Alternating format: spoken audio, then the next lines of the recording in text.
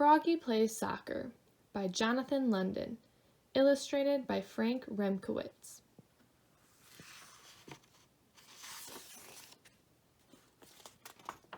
Froggy Plays Soccer. Froggy couldn't sleep. He looked out the window. The full moon was rising. It looked like a soccer ball.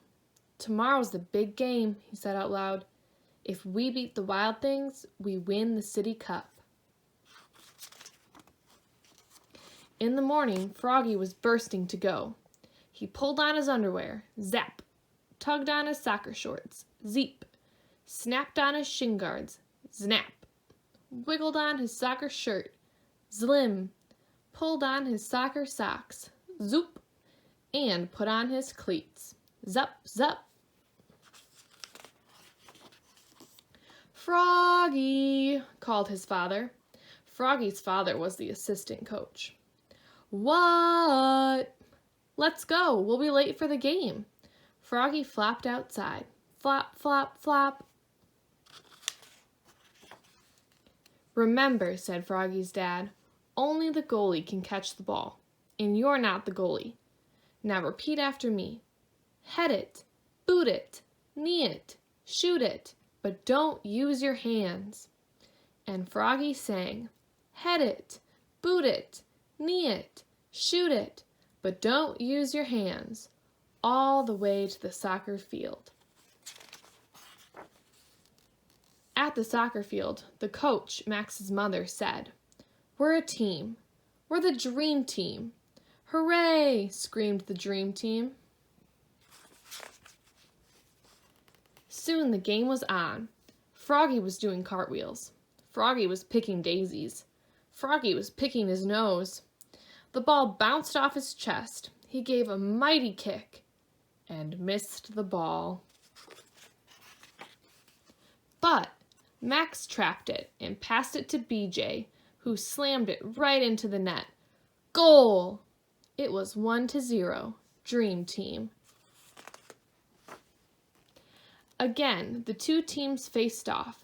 The whistle blew. The Dream Team charged down the field toward the Wild Things.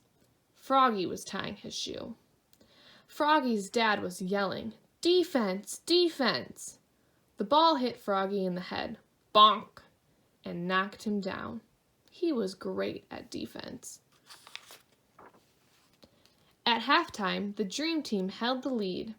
"Now remember," said Froggy's dad, and they all chanted together, "Head it, boot it, knee it, shoot it, but don't use your hands." The whistle blew and the second half started. A fly circled by. "Froggy," called the coach. "What?"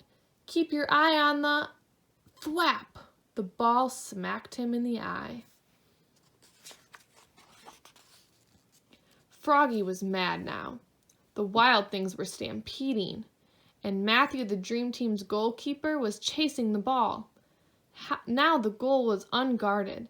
This was Froggy's chance. He leapfrogged over Travis. He leapfrogged over Matthew. He leapfrogged over the Wild Things forward, who was firing the ball. And what a save! Froggy caught it right before the net. But, uh-oh, he'd used his hands. "Oops," cried Froggy, looking more red in the face than green. He looked so silly. The Dream Team laughed, but not for long. The penalty for using his hands was a free kick at the goal for the Wild Things. The Wild Things' star forward kicked and scored. Now it was a tied game. But it wasn't over yet. And when there was 1 minute left, the crowd went crazy. The clock was ticking. The ball was coming right toward Froggy. "Froggy!" yelled his dad.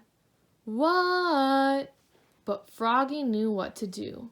He jammed his hands in his armpits. He stuffed them in his pockets. He stuck them in his mouth.